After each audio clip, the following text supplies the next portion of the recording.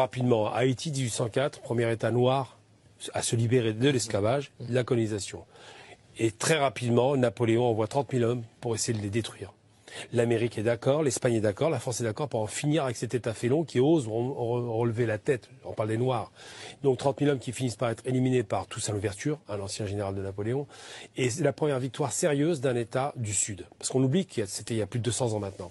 Haïti ensuite, pour faire en sorte de fragiliser, on lui fait un traité de paix avec une dette abyssale qu'ils ont supportée jusqu'à la fin des années 90 pour la France.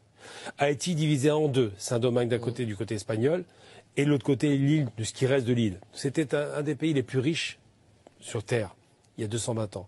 Aujourd'hui, c'est un pays dans lequel on a sombré dans un abysse absolument insupportable. Sur un plan social, il n'y a plus d'État, il n'y a plus de fonctionnaires, il n'y a plus d'administration, il y a une corruption endémique. Et en plus, on leur a légué un cadeau assez abominable. On leur a légué le principe des gangs américains qu'on trouvait à Los Angeles, qu'on a trouvé après au Mexique et qu'on retrouve maintenant à Haïti.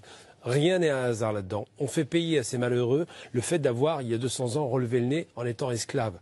Et là, lorsque le manifestant dit « nous sommes les esclaves », il revient sur cette profondeur historique. Alors lorsque l'ONU va nous servir, à l'époque il y avait tout un tas de présidents qui étaient présents, nous servir qu'ils vont apporter la paix, j'ai envie de dire simplement c'est presque une réalité aujourd'hui, c'est que les tontons macoutes sont presque regrettés à Haïti. Cette dictature à l'époque des Duvalier, on se dit finalement valait mieux Duvalier que ce qu'on a aujourd'hui. Ils nous ont présenté un Jean-Bertrand Aristide, le petit père des pauvres, qui était corrompu. Chaque président qui s'est présenté en Haïti a détruit l'économie, le pays, et était corrompu et travaillé pour ces fameuses familles dont on peut considérer qu'elles sont les principales responsables de cette catastrophe.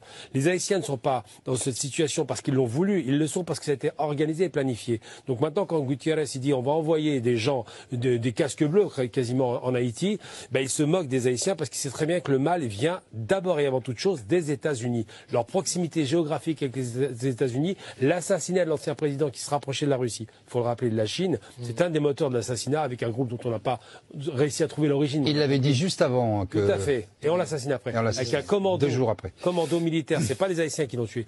Tout cela a concouru à la destruction des pays. Aujourd'hui, on fait payer à ces malheureux qui en plus ont eu un tremblement de terre en 2010 qui était ravageur, où on voit bien que l'administration s'est effondrée physiquement, les bâtiments publics étaient effondrés.